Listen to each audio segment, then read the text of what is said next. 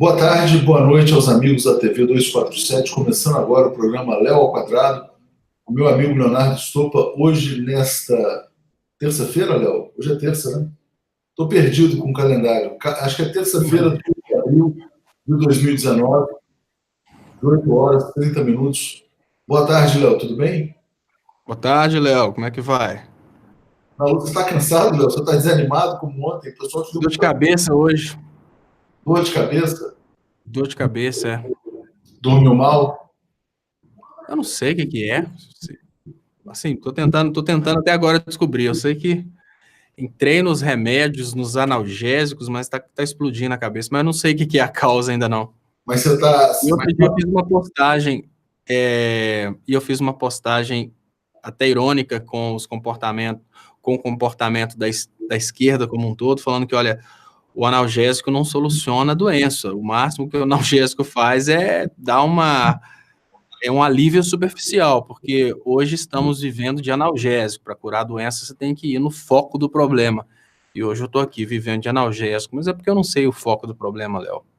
Léo, o pessoal está perguntando se você sabe o que é conge. Sabe o que é conge?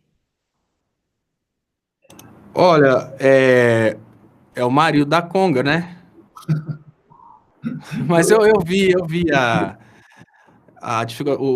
dificuldade de fala do nosso ministro da Justiça, né? Inclusive, eu fiz até uma postagem. É lógico que é uma postagem conspiratória também, mas já escutei muito isso desde a minha adolescência. Não sei se é verdade, mas eu vou falar o que eu escutei e acredito quem quiser, e quem duvidar vai ouvir o que o Sérgio Moro tem a dizer. Existe aí uma teoria conspiratória de que esses cargos importantíssimos, como juízes, procuradores e promotores, eles são decididos através de um esquema, e nesse esquema, os muito bons até conseguem passar, quem está fora desse esquema, mas é muito bom, consegue passar, antes que as pessoas venham e falem coisa do tipo, mas fulano era pobre e conseguiu passar. Não, claro, tem pessoas boas, realmente boas que conseguem passar, mas algumas pessoas, elas passam porque elas pertencem a famílias tradicionais que estão nesse esquema. E como é que funciona o esquema? As pessoas do poder judiciário, essas pessoas que são responsáveis pela confecção da prova, elas entram em contato para que elas entreguem as questões das provas para os seus filhos. É a realidade, para os seus parentes. Então, é mais ou menos assim, fulano que está lá no poder judiciário, ele vai conseguir colocar ele escolheu tantas questões de prova. Eu não sei se isso é verdade, mas quando a gente vê uma questão como essa do Sérgio Moro, a gente percebe que tem uma coisa estranha, porque realmente, quando a gente pensa no caso de um juiz federal, eu tenho um amigo que está tentando passar no concurso para juiz federal, e olha, isso é desde que a gente era jovem, e não é tão fácil assim. A gente sabe que tem pessoas aí da área de direito que são pessoas, assim, extremamente qualificadas, e essas pessoas estão tentando, e elas não conseguem. E quando a gente tem casos como esse do Sérgio Moro, a gente costuma refletir, porque não é só a linguagem coloquial, as pessoas apontam coisas bizarras também na linguagem escrita. Eu falo errado constantemente, mas quando você escreve, você tem condições de refletir, usar um corretor e tal. E cada vez mais começa a fazer um pouco de sentido nessa questão que as elites têm um super esquema no Poder Judiciário para que elas se mantenham no Poder Judiciário, assim elas consigam passar para os filhos. Se esse esquema que falam é verdade, o que acontece é que aqueles que fazem as provas, eles acabam passando o que vai cair nas provas para determinadas pessoas, que são as figurinhas marcadas aí para entrarem no Poder Judiciário, como se o Poder Judiciário fosse um Big Brother Brasil. Agora, se isso é verdade ou mentira, eu não sei, porque eu não pertenço a esse grande esquema, então não tenho certeza. Mas a gente passa a refletir a respeito disso quando a gente vê coisas bizarras como essa. O pessoal está dizendo que você está muito desanimado, a Helena falou que você está desanimado, pediram também que você pedir para a sua cônjuge fazer um chazinho para passar a sua dor de cabeça, mas eu vou antecipar o principal tema do dia, que é o novo vexame do Bolsonaro, que foi questionado sobre o tal do nazismo de esquerda e disse ter certeza de que o nazismo é de esquerda, porque o partido do Hitler se chamava Nacional Socialista. E aí ele foi ao Museu do Holocausto, e lá, no Museu do Holocausto, onde ele visitou, está lá, consta que o nazismo foi um movimento da extrema-direita alemã. Extrema-direita que é representada no Brasil pelo Bolsonaro, né? Bolsonaro é o político brasileiro que mais se aproximou do nazismo em toda a história, talvez, né? Se ele fala que o nazismo é de esquerda, talvez ele seja de esquerda. E eu te pergunto, Léo, será que o Bolsonaro é um esquerdista infiltrado por essas falas tão absurdas, né? E por que ele se coloca a ponto de passar mais um vexame internacional como esse de hoje em Israel? Primeiro, porque o vexame internacional é garantia de sucesso nacional e a garantia de continuidade dele no poder. Ele precisa humilhar o Brasil ao redor do mundo para conseguir fazer aquilo que é o trabalho dele à frente do governo brasileiro, que é exatamente fechar todas as portas do mundo para o Brasil, para que o Brasil seja somente esse condado dos Estados Unidos. Isso não tem dúvidas. E segundo, porque tem dado certo. Olha, para que ele vai mudar a estratégia? Por mais que possa ser uma estratégia ridícula, se ele está fazendo gol, continua fazendo gol, está dando certo. E eu volto àquela frase básica: alimente os porcos. O que ele está fazendo é alimentar os porcos. Ele tem uma base de apoio que está viajando nessa história. Agora, que ele é de esquerda, a gente sabe. Afinal de contas, para ser de esquerda, basta ter a palavra que venha do radical social, socialismo. Ele é do PSL, Partido Social Liberal, é comunista. A gente já pode, inclusive, estampar o símbolo comunista na testa dele, porque o partido dele é o PSL, tem S, tem social, então é comunismo. E funciona, Léo, funciona. Toda a base de apoio que sobrou para o Bolsonaro viaja nessas coisinhas, acredita nessas bobeiras. Eu escutei isso por 3 anos, eu recebi mensagens a respeito disso por 3 anos. Olha, como é que você fala comigo que o Hitler não era comunista, sendo que o partido dele aí colocavam? E olha, o Hitler fez um momento que ele fez um trabalho exatamente de desconstrução do marxismo, e durante aquele trabalho de desconstrução do marxismo, eu fiz até coloquei outro dia o vídeo, acho que eu coloquei no Twitter, quantas vezes o Hitler fala sobre marxismo, eu mostrei algumas frases do Hitler, assim, desqualificando o marxismo. O trabalho dele era de destruição do marxismo. E, assim, você vê que a turma do Bolsonaro tem uma capacidade tão pequena de entender simbologia, que o Hitler fez uma sátira ao marxismo, ele lançou um broche, e esse broche tem as ferramentas do símbolo comunista, só que abertas, não cruzadas, abertas, exatamente para uma forma de dizer que a gente é contra o marxismo, a gente é contra essa ideologia, e eles usam esse broche, junto com a suástica nazista no meio, dividindo as ferramentas do marxismo, para dizerem que sim, olha, é marxista, é comunista, e aí eu falo, olha, tudo bem, a galera, né, deve ser muito triste para a galera anticristo, porque ela usa a cruz, porém de cabeça para baixo, ela ser considerada cristã. O anticristo está fazendo de tudo para bancar o menino do mal e chamar a atenção daquela galera que gosta, né, de extremismo, gosta do mal, aí chega um bobo e fala, não, vocês não são anticristo não, vocês estão usando uma cruz, pô, mas ela está de cabeça para baixo, não, mas aí talvez seja necessário desconstruir o conhecimento que foi feito dentro da sociedade brasileira, e construir a ideia de que, acima de significar socialismo, social vem de sociedade, e pode ser capitalista como socialista, mas é tudo sociedade. Mas tá difícil, Léo, tá muito difícil, porque a matéria-prima que o Bolsonaro tem para trabalhar, ela é uma matéria-prima muito maleável, ele consegue conduzir sua massa de manobra para onde ele quer, inclusive para o lado de que o nazismo era de esquerda. É mais ou menos assim, tudo que a gente tem para criticar negativamente é de esquerda, tudo que é bom é de direita. Então eles vão trazer para as pessoas que apoiam o Bolsonaro, os países europeus adotam políticas extremamente liberais e de direita, e eu pedi várias vezes que essas pessoas que apoiam o Bolsonaro tragam para mim um país da Europa que tenha menos políticas sociais do que o Brasil. Então, traduzindo para a linguagem do eleitor do Bolsonaro, eu gostaria que vocês trouxessem um país da Europa que seja menos socialista que o Brasil. Nunca conseguiram, porque, na verdade, a informação que eles têm a respeito do mundo é a informação que é entregue pelo Bolsonaro. E a informação que é entregue pelo Bolsonaro é uma informação feita para manter pessoas alienadas naquela brincadeira e não para informar. E tem dado certo, tem dado super certo. Diniz Gurgel está dizendo, a manada é cega, vai cantando para o abismo, membro do canal aqui. Ô, Léo, e é muito interessante quando a gente fala isso, bom, se fosse depender do Bolsonaro, né, já que seu partido é Partido Social Liberal, de fato, ele seria um comunista de esquerda. Aí ele fala essas bobagens, paga vexame internacional e aparecem celebridades que o apoiam. Neymar. Neymar mandou um vídeo declarando apoio ao Bolsonaro e ao próprio Netanyahu, né, na reeleição. O Netanyahu é tido por muitos como um genocida, já assassinou muita gente, né, muitas crianças, inclusive. Um jogador de futebol, em geral, ele tenta se promover como um embaixador da paz, né, um embaixador das crianças, né, em geral são ídolos das crianças também. Como é que você vê o Neymar aderindo não só ao Bolsonaro, mas também ao próprio Netanyahu?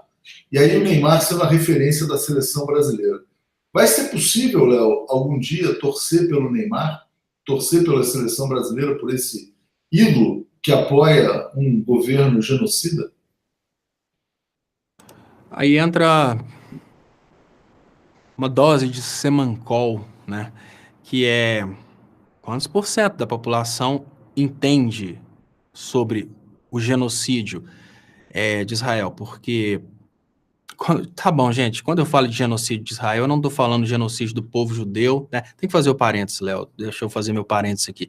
Quando eu falo do genocídio de Israel, eu estou falando de um genocídio que está acontecendo em favor de uma elite financeira de Israel, de uma elite política de Israel, que encontra muito obstáculo pelo próprio povo de Israel. Ou seja, é um genocídio que acontece por causa de um Bolsonaro de Israel, e o próprio povo judeu não quer que esse genocídio aconteça. Então não é uma guerra religiosa, é uma guerra de interesses.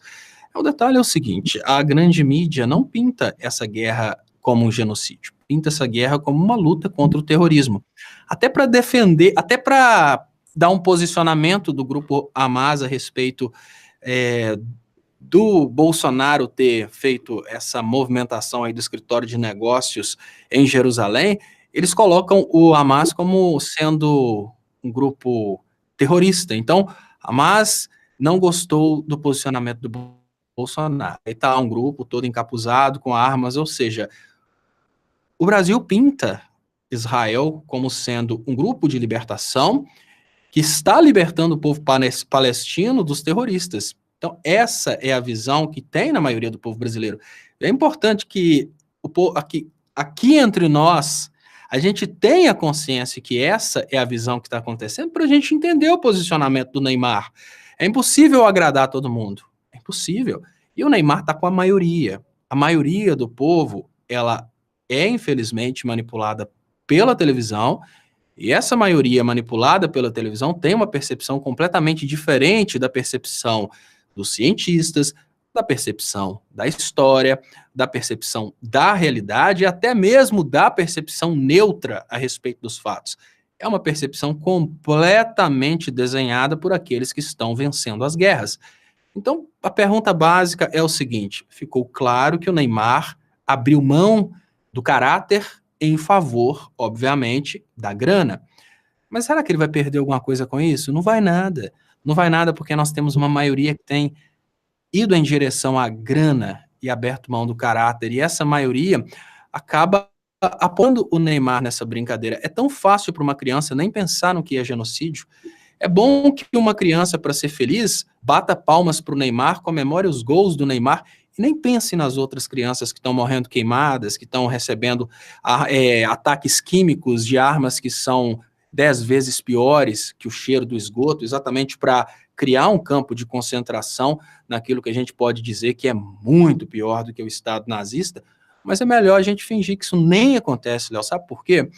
Porque nós somos a minoria. E o pior, aquela música que fala que um dia seremos a maioria, é uma grande ilusão. Talvez aquela música se referisse à idiotice que hoje é a maioria. Então, qual que é a percepção que se tem? A percepção que se tem é que o Neymar fez mais um golaço a favor de um grupo que está defendendo o mundo do terrorismo. Porque nossos veículos de mídia, eles cada vez mais querem pregar a ideia de que os palestinos precisam morrer. Ah, mas por que eles precisam morrer? Porque se for muçulmano é terrorista, se for árabe é terrorista. Não, mas espera aí, não é o Deus de Abraão, Isaac, Jacó, que se é de Abraão, tinha que ser também de Ismael, ou seja, não seriam 3 religiões irmãs? Não, não seria não. Isso porque acima da religião tem um interesse financeiro. É tão difícil mudar isso na consciência das pessoas, tão difícil. Jeová Campos dizendo, todo sonegador de impostos gosta de Bolsonaro. Enio Santos, Neymar é o retrato do Brasil na atualidade.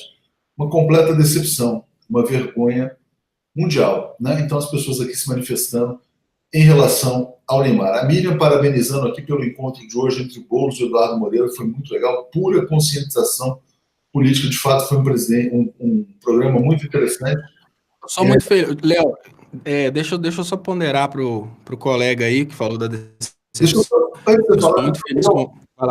O superchat aqui de Adancil Rover dizendo, esse Bozo é um verme maligno que envergonha o mundo civilizado. Esta praga está arrasando a sua colônia. Fala, Léo. Só para matar o colega que falou a questão da decepção do Neymar, para matar ele de inveja, eu posso dizer que eu fui muito feliz com a escolha dos meus ídolos.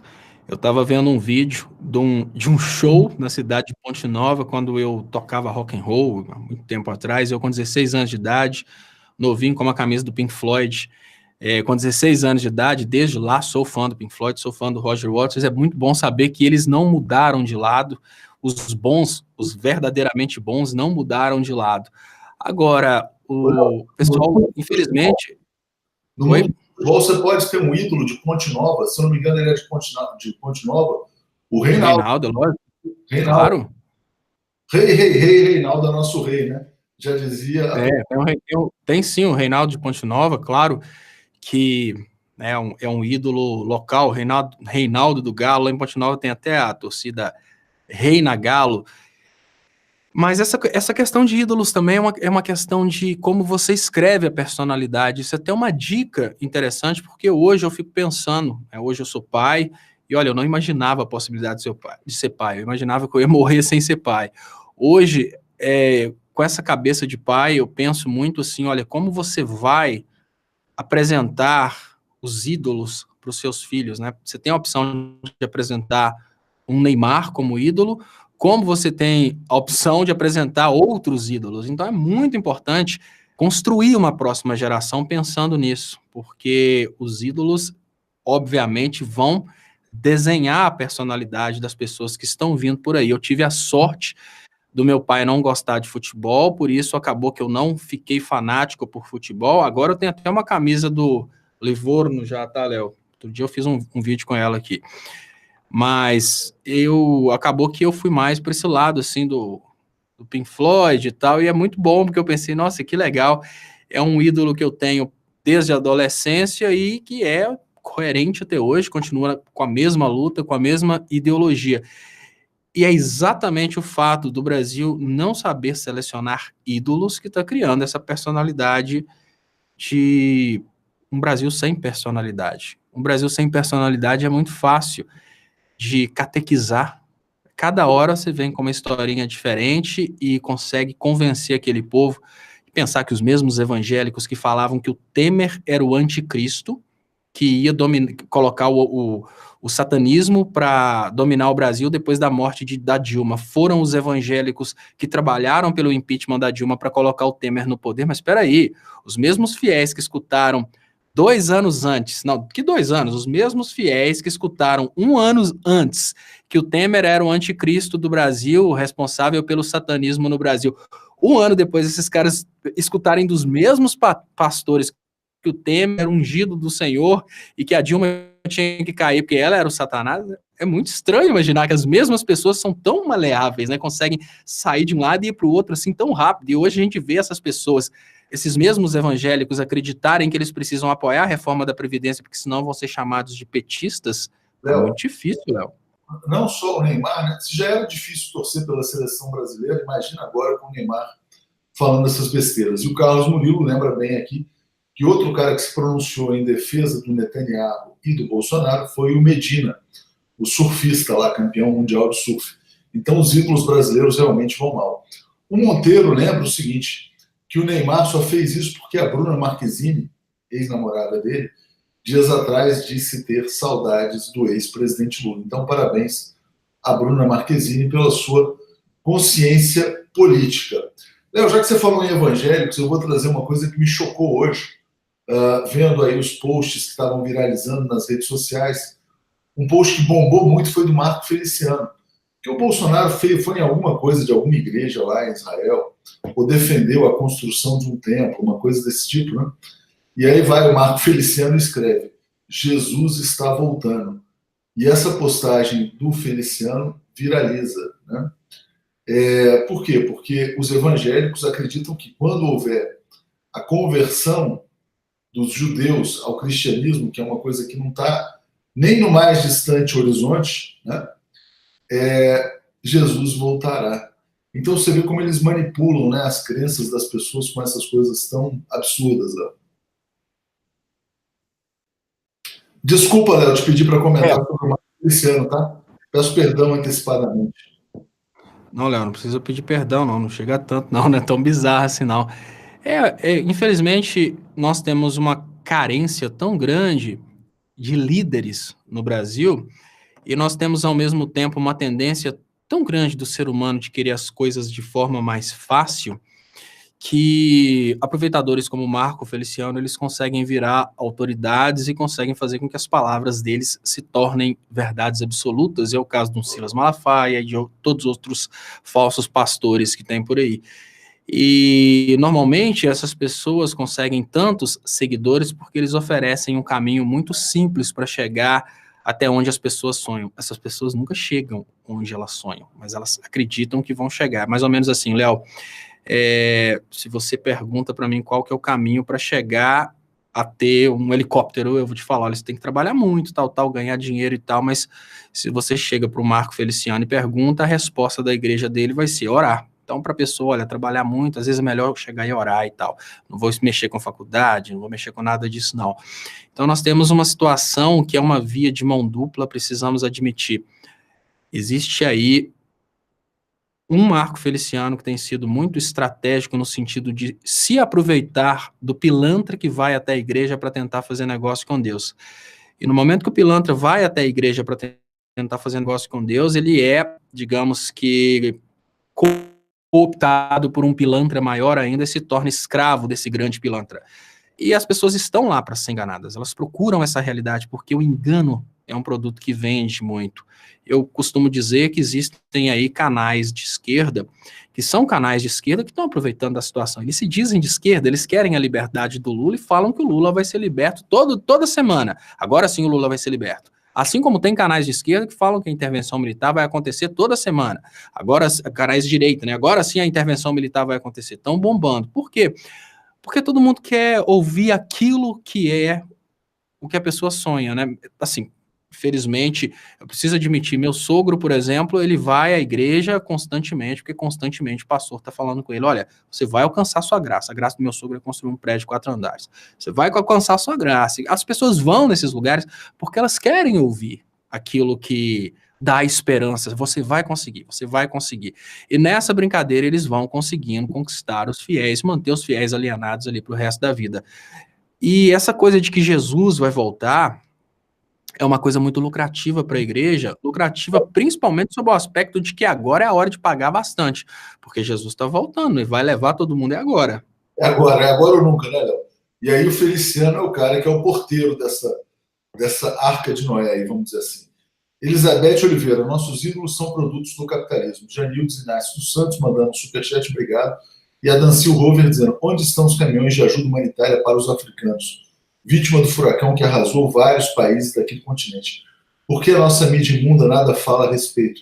Será que é porque lá não tem petróleo? Certamente, só existe ajuda humanitária para países que têm petróleo. Se não tivesse petróleo, ninguém falaria. Ninguém está preocupado em salvar Moçambique, né, Léo? As pessoas só estão preocupadas em salvar a Venezuela, né? E a Venezuela, onde o tal do presidente autoproclamado, Guaidó, está perdendo todos os seus direitos políticos, imunidade, e está sendo cada vez mais associado, né, à sabotagem do sistema elétrico. Léo, eu vou fazer uma comparação muito esdrúxula aqui, só para fazer um parêntese, porque é a hipocrisia do povo brasileiro e, obviamente, do resto do mundo. Todo herói quer salvar e fazer respiração boca a boca na menina bonita. Isso é a realidade. É uma comparação esdrúxula, mas é a realidade. Todo herói, todo salvador quer salvar a menina bonita. Ninguém quer salvar quem precisa ser salvo. Quando as ONGs americanas vinham para o Brasil para dar uma grande ajuda para o Brasil, elas iam para o Amazonas, nenhuma ia para o Nordeste, porque no Nordeste eles precisavam, obviamente, ajudar pessoas, no Amazonas eles estavam procurando biodiversidade. E aí vai. E essa é uma hipocrisia que o brasileiro, sem entender o que está acontecendo, ele vai continuar caindo nisso. Por isso que eu falo que a raiz do mal é a falta de informação. Se não tentar cortar a raiz do mal, se continuar trabalhando com analgésico, não adianta, não resolve o problema, não. A Nália Torres está dizendo, o Estopa está triste hoje, Léo. As pessoas estão ficando preocupadas com você, como se você estivesse se deixando abater por esse baixo astral reinante no Brasil com o bolsonarismo, né? A Jerusa Prado está dizendo, adorei a comparação com a menina bonita. Então você pode fazer a comparação à vontade, não tem nenhum problema em relação a isso. Falou tudo, disse aqui a Vilma Gonçalves. Exatamente, Léo. Então fica tranquilo, né? A Maura Nívia está fazendo aqui uma ironia, dizendo o Messias já chegou lá em Israel. Tomara que fique por lá. Então, já que eles querem tanto o Messias, deixa o Messias ficando por lá, que não volte, né? Falar nisso, Léo, o Flávio Bolsonaro deu uma declaração também muito polêmica, né? O Hamas, que é um partido político, criticou a viagem do Bolsonaro a Israel. Sabe o que o Flávio Bolsonaro disse na rede social? Quero que vocês se explodam, né? Então, o Flávio Bolsonaro disse que quer que o Hamas se exploda. Aí eu te pergunto, Léo, esses caras estão colocando o Brasil na rota do terrorismo, que é uma inquietação que volta e meia surge aqui? Não acredito que eles estejam colocando o Brasil na rota de um terrorismo oficial, porque isso seria admitir que esses atentados terroristas que acontecem são coisas realmente oficiais, e eu não acredito nisso. Eu acredito que são armações para ganhar apoio público. Eu acredito que o Brasil passa, nesse momento, a ser um país inimigo de uma religião. Isso é muito prejuízo, porque éramos um país neutro. O Brasil passa a ser inimigo de uma religião, o que significa que, olha, aquele comércio é de um brasileiro. Vamos pensar na Inglaterra, vamos pensar numa região onde tem comércios de brasileiros. Então, as crianças, os adolescentes, os adultos de religiões muçulmanas começam a ser orientados no sentido de que, olha, aquele povo lá desrespeitou Alá, aquele povo lá desrespeitou nosso povo, aquele povo desrespeitou nossa cidade sagrada, não comprem ali mais. Olha, a indiferença e o status de um povo inimigo é bem mais pesado que um ou outro ataque terrorista isolado, porque o povo brasileiro era recebido por muçulmanos de braços abertos, e quando eu falo de braços abertos é numa relação de emprego. Eu trabalhei com muçulmanos durante todo o tempo que eu estive na Inglaterra. Importante lembrar que eu morei a maioria do tempo que eu fiquei na Inglaterra na casa de muçulmanos, e agora eu fico imaginando como que vai ser a recepção de um brasileiro por um muçulmano, seja no comércio. Vamos pensar uma coisa básica. Vamos imaginar que você, brasileiro que mora fora do Brasil, vai ser entrevistado para uma possibilidade de emprego por uma pessoa de religião muçulmana. Ela vai olhar para você como uma pessoa que tem um governo que desrespeitou a cidade sagrada deles. Será que faz sentido isso? Porque, olha, por mais que pareça estranho, um brasileiro fora do Brasil, ele recebe um Feliz Natal de volta de um muçulmano que não comemora o Natal. É estranho isso, mas você fala Feliz Natal para o muçulmano, ficou tão automático que ele te responde um Feliz Natal. Agora, nós estamos desrespeitando a cidade sagrada de uma religião aí, parece que é um... Léo, você está com problema de comunicação? Léo, você está... Não sei se você... Bilhões de...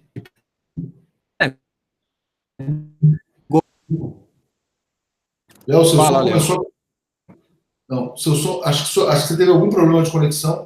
Seu som cortou, você falou do Brasil desrespeitando uma religião, né? Enfim. Acho que está voltando ao normal, mas talvez tenha sido algum problema temporário na sua conexão. Você quer só concluir seu pensamento? Sim, eu falei, não vamos estereotipar. Sim, o que eu falei foi o seguinte, não vamos reforçar o estereótipo de que desrespeitar a Palestina significa estar na rota do terrorismo. Eu sou totalmente contra esse estereótipo, eu sou totalmente contra a associação da Palestina com grupos terroristas, eu não gosto dessa associação. Vamos pensar de uma forma diferente, nós estamos desrespeitando uma cidade sagrada. Isso significa que brasileiros podem perder a oportunidade de empregos quando o caso for um contratante ou até mesmo uma pessoa do RH que professe a religião muçulmana. Os brasileiros podem perder comércio, porque as pessoas de religiões muçulmanas podem simplesmente dizer não vão no comércio daquele brasileiro. Aquele cara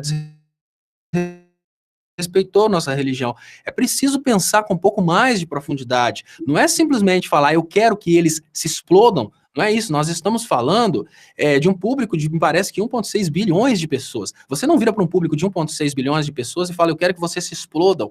Eu volto a dizer, eu não quero reforçar o estereótipo, eu não quero dizer que o Brasil está na rota do terrorismo, mas algumas pessoas aqui no Brasil, elas, motivadas por causa de líderes religiosos, elas costumam agredir pessoas de matriz africana, né, de religião de matriz africana. Assim como pode acontecer de algumas pessoas sentirem essa ofensa como uma ofensa grande demais, e não uma agressão oficial, mas um brasileiro pode sofrer uma agressão de muçulmano fora do Brasil, sim, por que não? Né? No Brasil, as pessoas de religiões de matriz africana não sofrem agressão de pessoas de religiões evangélicas no momento que essas pessoas ficam muito exaltadas. Isso pode acontecer, mas eu não gosto de ficar reforçando aquele estereótipo de que agora, por mexer com a Palestina, o Brasil está na rota do terrorismo, que eu acho que não cabe a nós cair nessa armadilha. Isso é uma armadilha, principalmente da política, dos políticos e empresários de Israel que querem fazer isso com a Palestina. O que eu pergunto para vocês é o seguinte, principalmente quem está fora do Brasil, quantas vezes você, no mercado de trabalho, teve que lidar com alguém que é muçulmano? Você sabe que foram muitas vezes. Quantas vezes você foi procurar um emprego e foi entrevistado por um muçulmano? Você sabe que foi muitas vezes. Você que tem uma empresa fora do Brasil, quantas vezes um muçulmano entrou na sua empresa para comprar na sua mão? Agora tira todas essas experiências. Imagine que você não foi selecionado porque você é um brasileiro, então você perdeu a oportunidade de emprego. Imagine que você perdeu todos os seus clientes muçulmanos porque um playboyzinho mandou um partido político muçulmano se explodir, desrespeitou a questão da cidade sagrada. Pensa por esse lado. Pensando por esse lado, você consegue tirar o bloqueio da idiotice que te faz pensar que quem está perdendo com isso é só a Palestina, não está perdendo também. Isso é o mais importante. Léo, você está com alguns problemas de conexão? Eu vou voltar aqui, vou ler o comentário aqui do Anancil Rover. Léo, pela sua linda filha, não desanime jamais. A nossa geração tem o dever de legar um país digno e independente, né, para esses inocentes que chegaram agora. Infelizmente, eles nasceram sob o domínio dessa besta desumana. Né? Então, é um apelo para que você não desanime. Aqui, ó. Tem um comentário que chegou, desculpa, eu perdi o nome da pessoa, perguntando sobre o porquê do Facebook estar despejando anúncios de emprego agora. Né? Justamente porque o Bolsonaro questionou a metodologia do IBGE. Hoje teve uma notícia interessante, Léo. Antes agradeço aqui Janildes, que se tornou membro do canal. Né? Hoje teve uma notícia interessante que foi a seguinte: o Bolsonaro disse que o problema do desemprego no Brasil é a metodologia do IBGE, dizendo que o IBGE erra no cálculo. Ou seja, como ele não tem nenhuma proposta para tirar o Brasil desse atoleiro, ele começa a culpar a régua. O problema estaria na régua. Né? Além disso, o Léo saiu e está voltando. Além disso, em resposta a isso, na verdade, o IBGE divulgou uma nota, né, explicando que a metodologia do IBGE é usada no mundo inteiro, é o melhor padrão de se aferir a questão do desemprego. Léo, como é que a gente vive num país em que o presidente da República questiona o IBGE porque ele não tem nada a oferecer em relação ao emprego, e o IBGE tem que soltar uma nota bem no beabá para explicar: olha, presidente, é assim que funcionam os cálculos de desemprego no mundo inteiro. Né? Eu queria te pedir para comentar esta polêmica do dia de hoje. Bom, eu já comecei a comentar isso desde a divulgação da pesquisa do IBGE. Eu falei, agora o Bolsonaro obviamente vai atacar o IBGE e vai dar muito certo. Porque o Bolsonaro está tendo um controle tão grande sobre a sua massa de manobra, porque uma estratégia muito profunda foi utilizada. A estratégia foi o seguinte: primeiro, foi criado um ódio contra os políticos de esquerda. Então foi criado um ódio contra o PT, em especial, que é o maior político de esquerda. Na sequência, depois da eleição do Bolsonaro, criou-se uma lógica de armadilha que é mais ou menos assim: você nunca pode ficar contra o Bolsonaro. Se você fica contra o Bolsonaro, você está a favor do PT. E o Bolsonaro está sabendo se aproveitar muito bem disso, porque ele fala uma coisa que, obviamente, é recebida por seu eleitorado como uma coisa absurda. O seu eleitorado recebe isso passando vergonha e falando: olha, tá muito difícil de segurar essa idiotice. A terra é plana, nossa, tá muito difícil de segurar essa idiotice. Mas como o Lula falou que a terra não é plana, se eu não ficar do lado do Bolsonaro, eles vão falar que eu sou petista. Então, essa psicologia, que obviamente não é a psicologia infantil dos psicólogos, mas é que popularmente a gente considera psicologia infantil, funcionou muito bem no Brasil, porque o Brasil tem uma mentalidade infantil, né? Mais ou menos assim: você faz isso, se você não fizer isso, você é mulherzinha. Lembrou do tempo de escola? É assim que funcionava, e hoje está mais ou menos assim: defenda o Bolsonaro, indiferente do que o Bolsonaro disser, porque senão você é petista. Você tem que escolher agora. Vai defender a ideia de que o IBGE sempre esteve errado, ou você vai entrar nessa onda aí e ser chamado de petista? É uma decisão muito difícil para o eleitor do Bolsonaro. Então ele defende reforma da Previdência e defende também essa questão do IBGE, mas é básico. A gente não está comparando o desemprego de agora com uma metodologia diferente da metodologia de antes. O desemprego aumentou.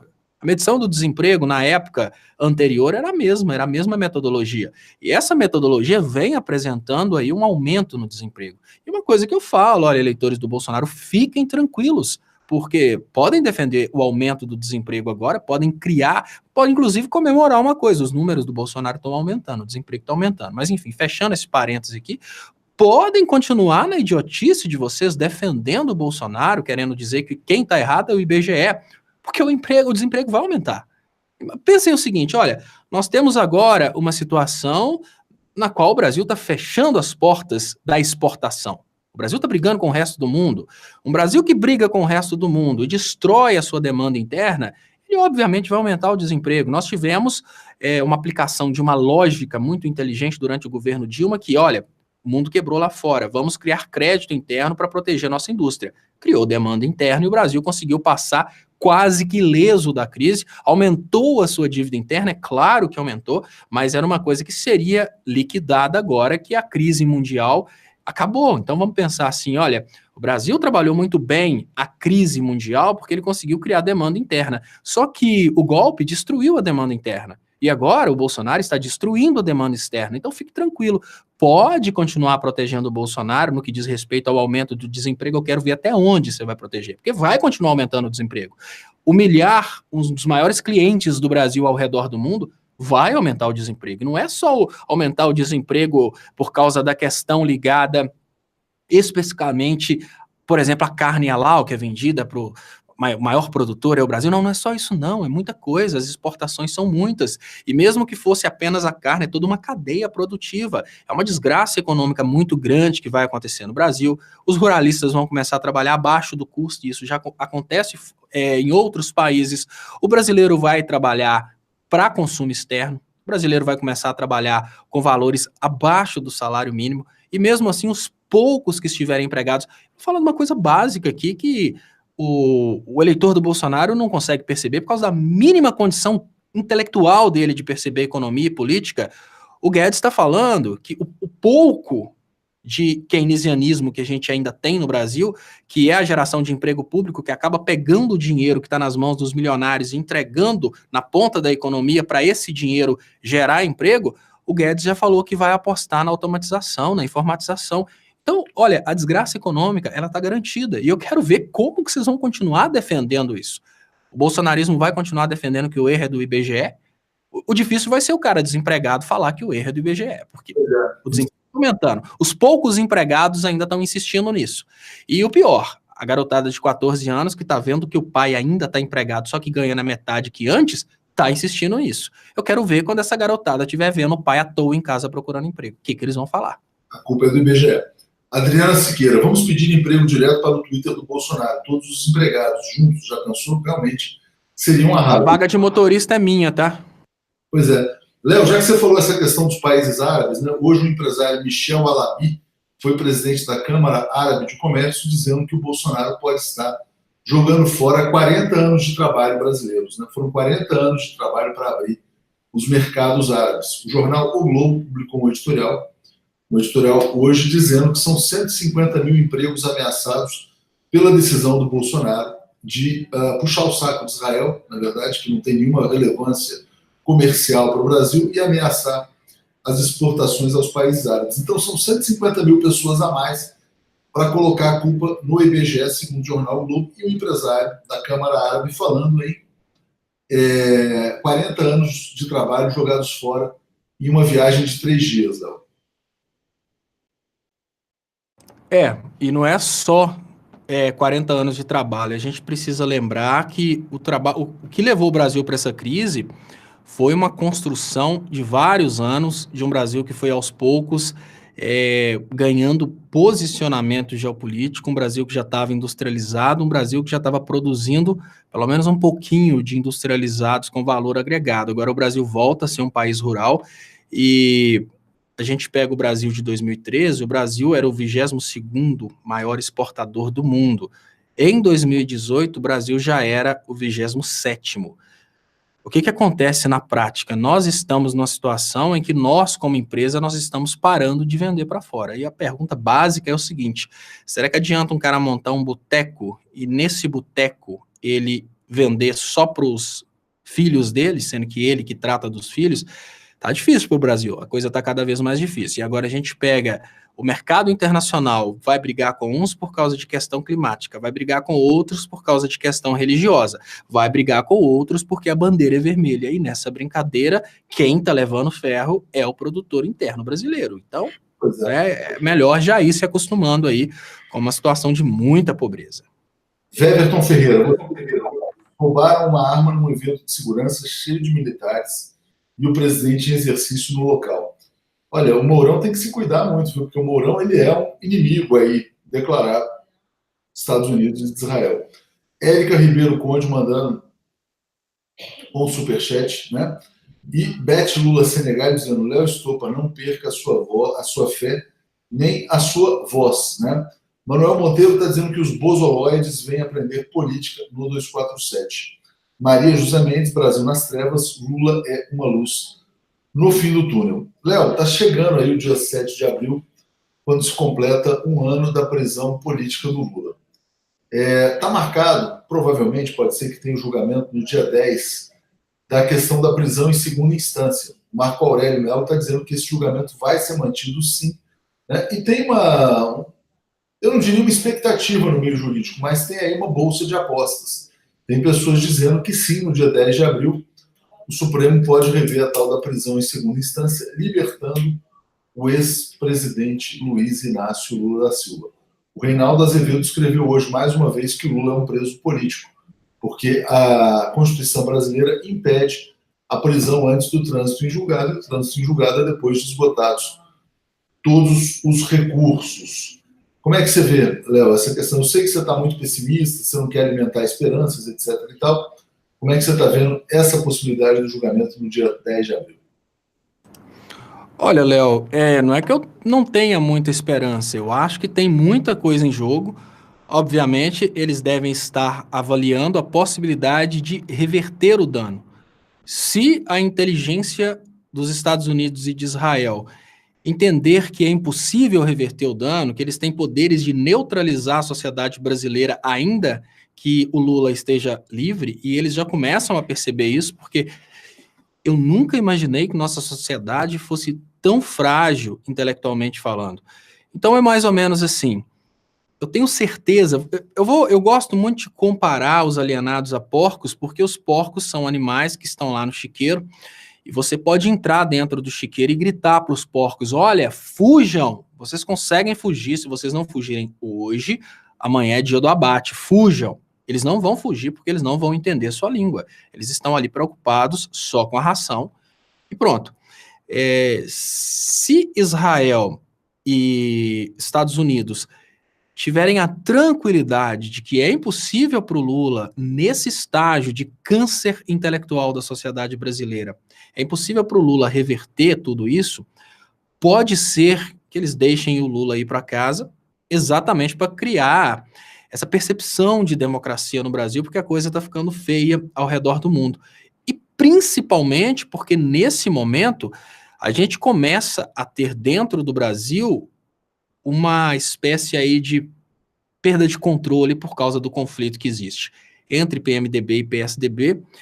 E, obviamente, quem está no poder agora pode querer usar o poder judiciário de segunda instância para prender políticos aí que tem muita coisa para falar. Eu nem vou dizer que o Temer é um político importante, eu vou dizer que ele é uma pessoa que tem muita coisa para falar. Então, qual que é a percepção que eu tenho nesse momento? Para proteger, obviamente, outros políticos, pode ser que essa prisão em segunda instância saia, mas isso depende de um cálculo muito, assim, muito bem calculado dos donos do golpe.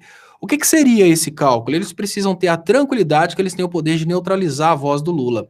Hoje muita coisa acontece nas redes sociais e pode ser que eles já tenham uma tranquilidade tão grande de uso dos algoritmos que eles entendam que eles vão conseguir neutralizar a voz do Lula. Eu vou dar um exemplo básico. Quando eu faço um vídeo e coloco no meu Facebook, o vídeo tem 2.000 visualizações. Se outra pessoa baixa esse vídeo e posta na página pessoal, passa de 200.000 visualizações o mesmo vídeo, o que significa que o Facebook chegou num ponto de controle de quem pode e quem não pode ver, um ponto assim, tão perfeito de controle de algoritmo, pode ser que hoje eles tenham essa tranquilidade. Olha, peraí, o Lula pode até sair, mas ele não vai conseguir falar com ninguém. A Globo é nossa, isso é nosso, isso é nosso, isso é nosso, isso é nosso, e pronto. Ele vai ficar igual uma barata tonta falando no meio da rua. Vai ter ali as pessoas que vão seguir o Lula, lógico, mas vai ser uma quantidade pequena de pessoas, ele não vai conseguir orientar. Ou seja, o timing para orientar a população brasileira pode ter passado. Essa é a única possibilidade do Lula ser solto. Então, vamos pegar a parte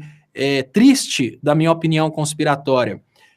O Lula só seria solto se houvesse uma certeza muito grande que a situação do Brasil está irreversível.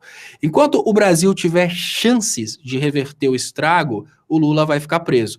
O que significa que o que eu consigo ver nesse momento é o seguinte: se o Lula sair pelas mãos dos brasileiros que fizeram uma revolução para tirar o Lula, é possível que a situação brasileira seja revertida. Se o Lula sair por vias institucionais, é porque o nosso destino está selado. É isso que eu consigo ver. Infelizmente, nós temos uma situação que, de qualquer maneira, a saída do Lula traz também uma tristeza, né? De que, olha, se deixaram o Lula sair, é porque o paciente morreu. Não tem como resgatar o Brasil dessa desgraça que o Brasil acabou se enfiando.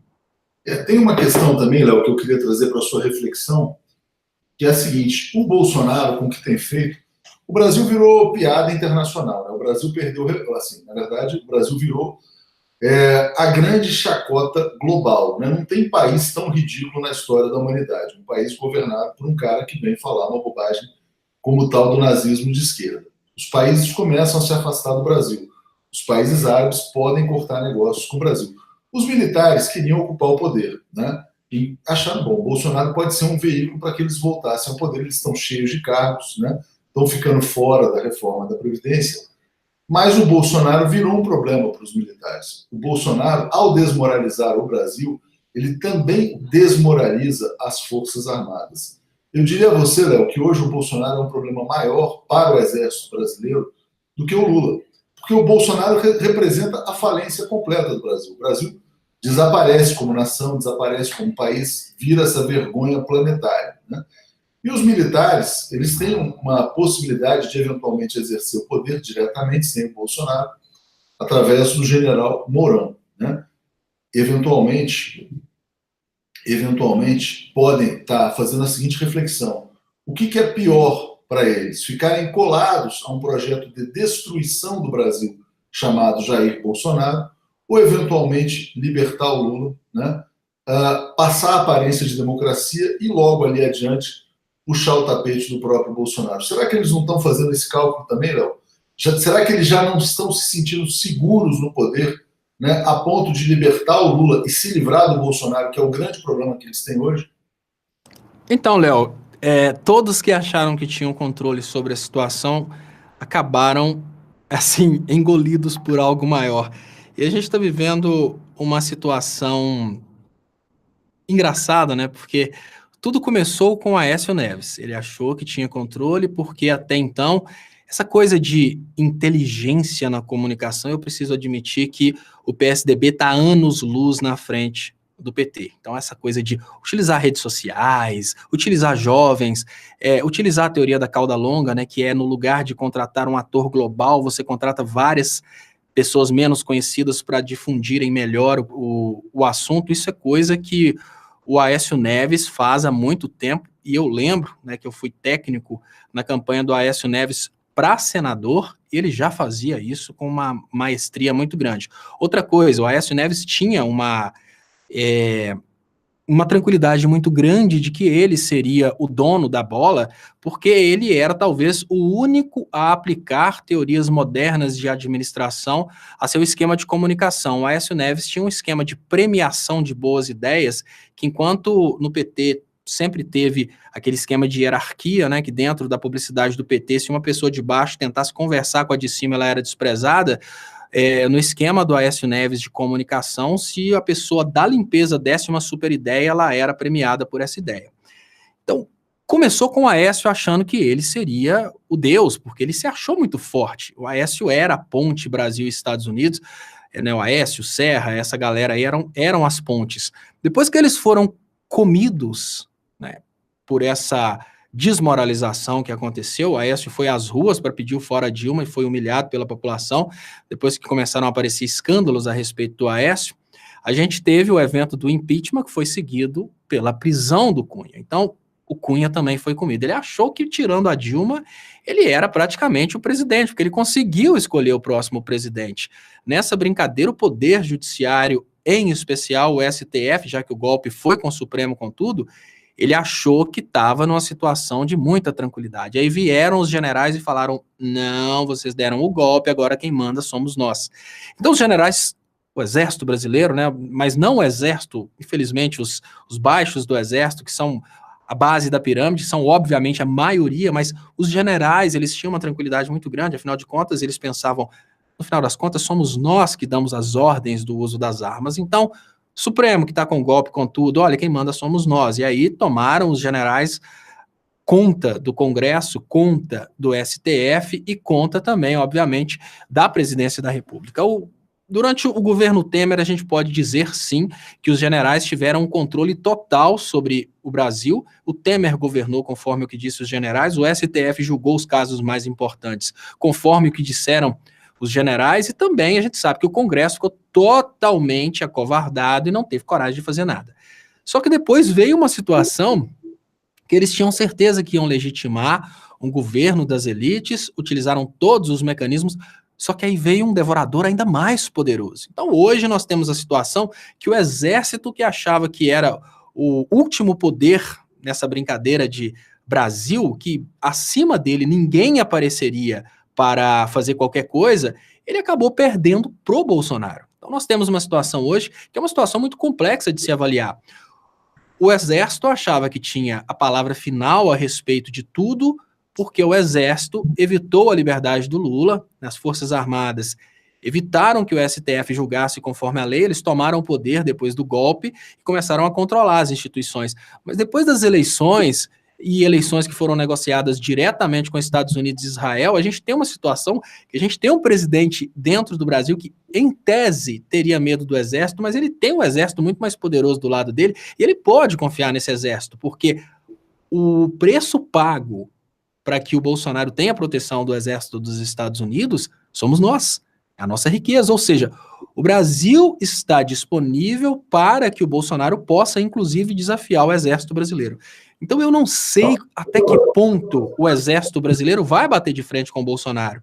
Talvez é melhor o exército fazer vista grossa, fingir que continua tendo poder, e o Bolsonaro está governando para os Estados Unidos contra os interesses do exército brasileiro. Mas e a coragem do exército brasileiro de ir contra o Bolsonaro, sabendo que a gente pode ter uma intervenção do exército americano para reempossar o Bolsonaro? Então tá muito difícil. Olha, qual que é o preço que nós brasileiros estamos pagando para que o Bolsonaro continue no poder? Brasil, condado dos Estados Unidos. Se o exército brasileiro tentar recuperar o Brasil para os brasileiros, qual é o preço que o Brasil pode pagar? Uma guerra. Uma guerra que pode derrubar os comandantes do exército brasileiro para reempossar o Bolsonaro.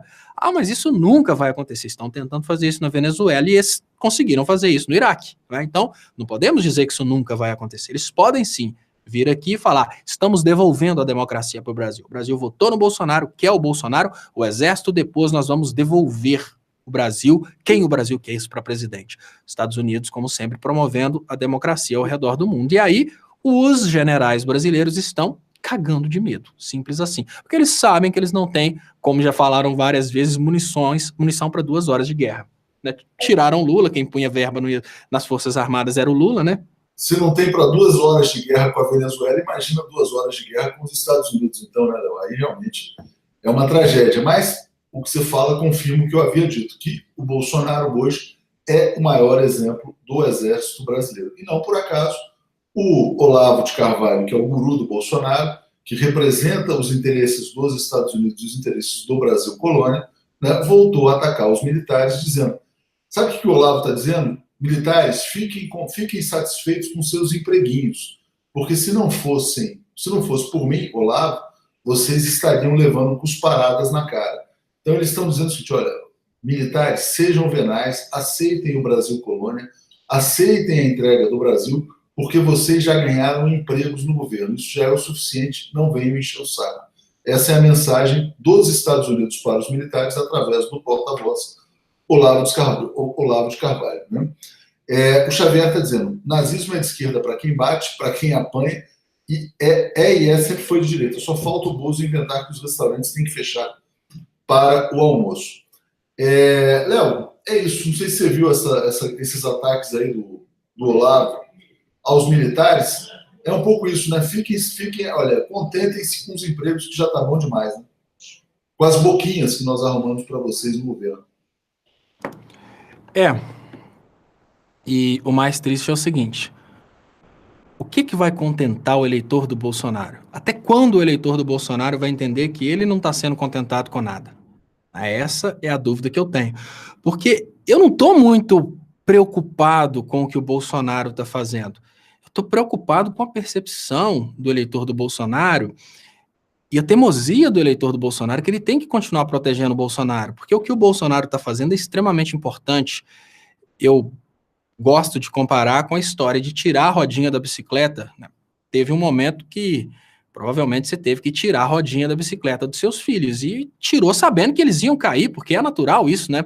Andou com a bicicleta de rodinha um pouquinho, agora precisa tomar uns tombos para aprender. Então, o governo Bolsonaro oferece para a população brasileira essa oportunidade de tomar o tombo, esfolar um pouquinho e perceber que depois que tiram a rodinha da bicicleta fica um pouco mais difícil.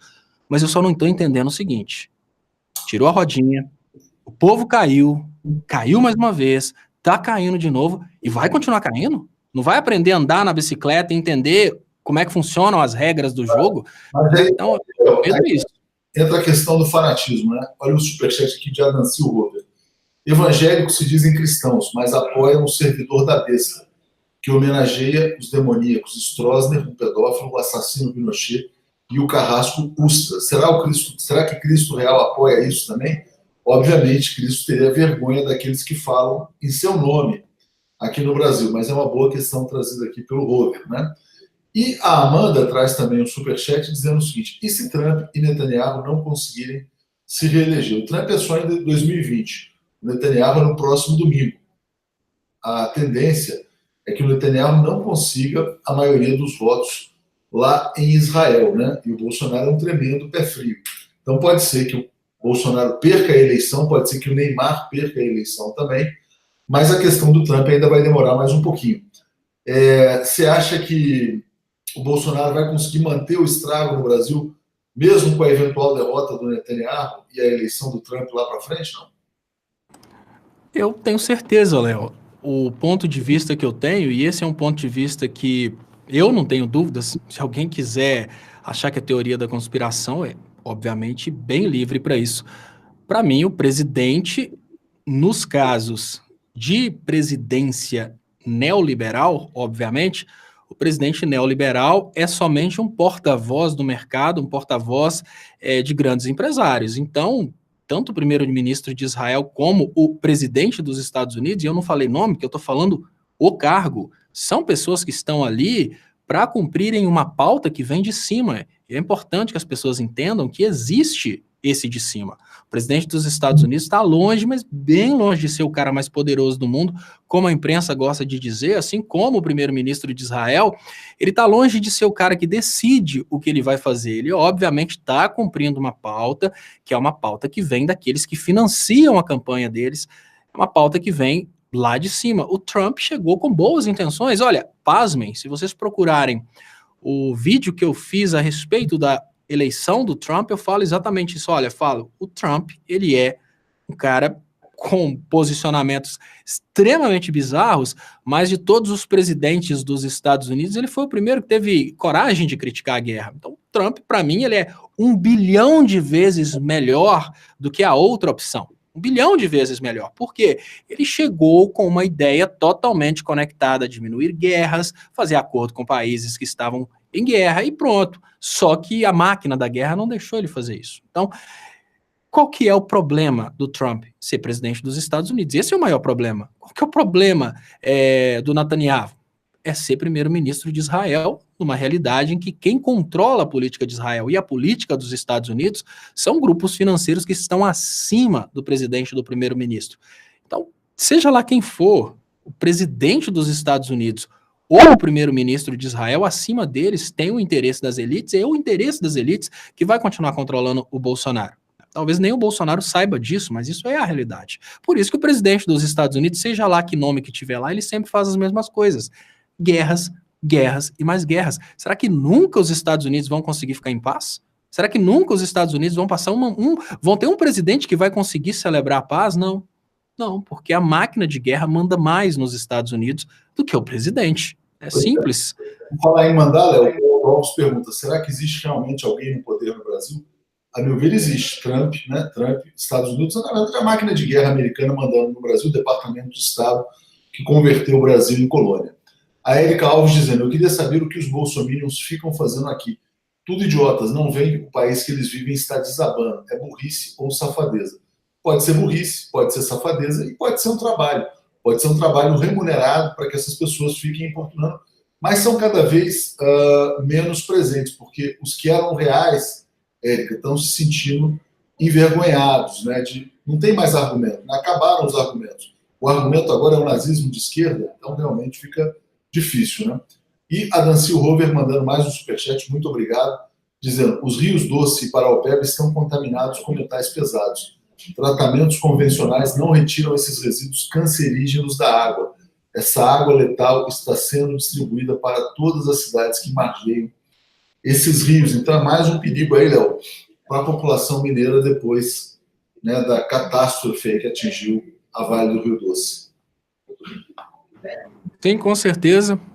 E eu fico tentando entender por que pessoas estão tão preocupadas com a questão da Damares ter ou não recebido Jesus no pé de goiaba, sendo que nós estamos vivendo num país que está sendo envenenado e as nossas crianças, né? Obviamente nós, mas vamos pensar que é um efeito de longo prazo, nossas crianças podem desenvolver câncer por causa disso.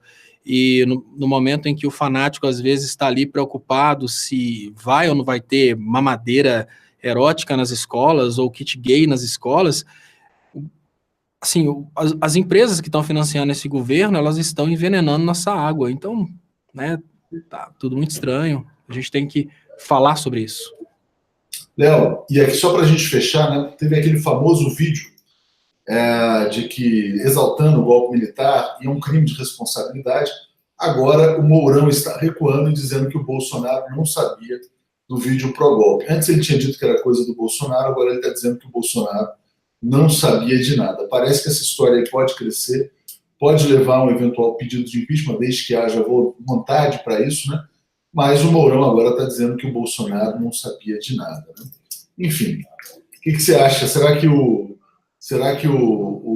Mourão está recuando do eventual... Porque ele tinha levantado a bola, né? Olha, venham para o processo de impeachment, que eu estou aqui no aquecimento pronto para entrar.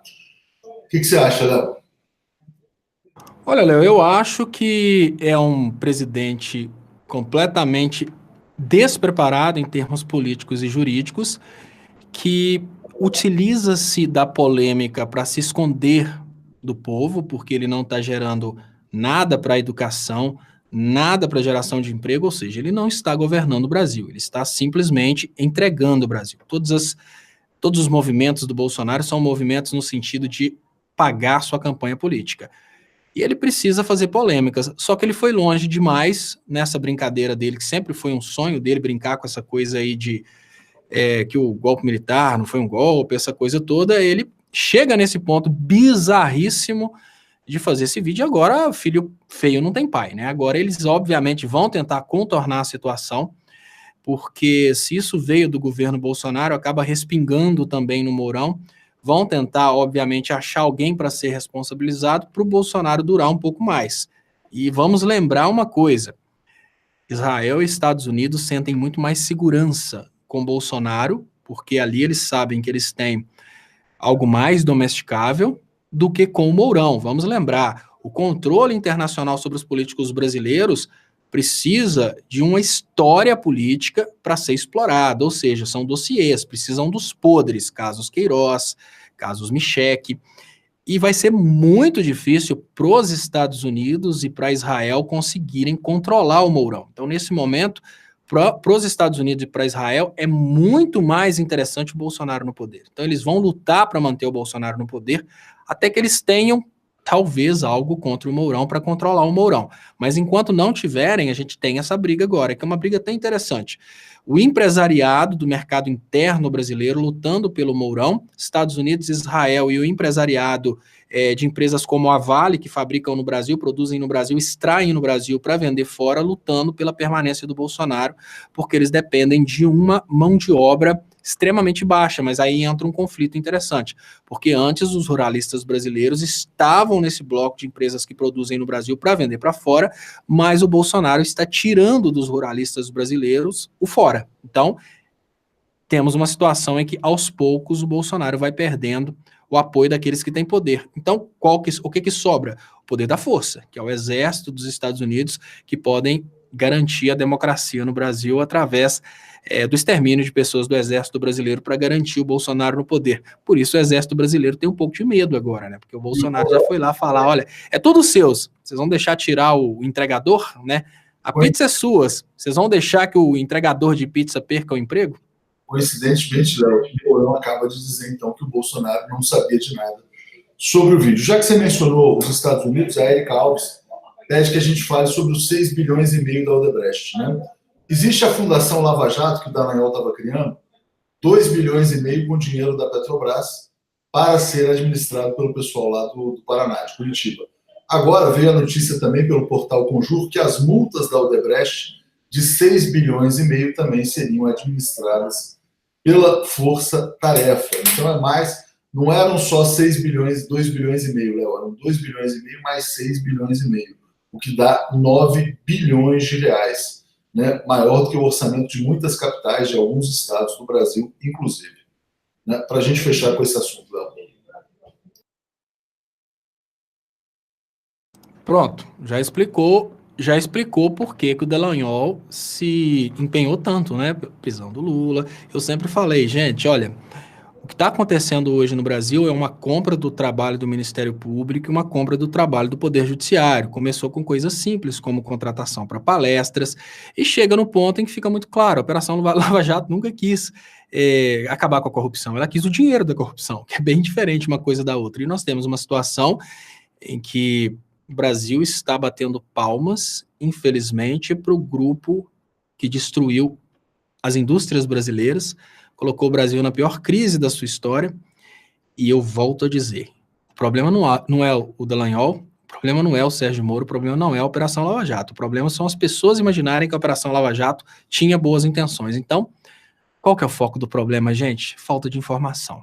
O foco do problema é a alienação do povo. Se cai a alienação do povo, se o povo percebe o que aconteceu, e eu sempre falei sobre isso, mais importante é mostrar que existe um interesse internacional para desestruturar o Brasil.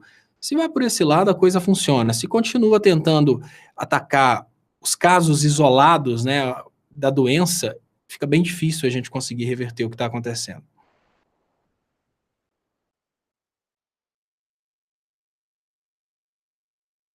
Desculpa, Léo, deixa eu voltar com o áudio, né? Deixa eu te agradecer, então, pelo programa de hoje, agradecer a todos que nos acompanharam, né? Daqui a pouco, boa noite, 247. Paulo Moreira Leite já está aqui, Alex Sorin também, estão discutindo o tema principal de hoje, então vou entrar daqui a pouquinho com a Gisele. Então, agradeço a todo mundo que nos acompanhou, agradeço a você, Léo, e amanhã a gente volta, né? Talvez com um astral melhor. Vamos tentar voltar com um astral mais positivo amanhã. Ô, Léo, então a gente tem que ligar pro astrólogo? Não, a gente tem que melhorar o nosso astral mesmo, né? E não se deixar contaminar por tanta notícia negativa, Léo. Pois é. Muito obrigado, pessoal. Eu volto, então, às 10h30 com o Léo Stoppa ao vivo. Hoje eu estou com muita dor de cabeça. Se eu atrasar um pouquinho é porque o remédio está fazendo efeito. Então, muito obrigado e até lá. Se cuida, Léo. Abração.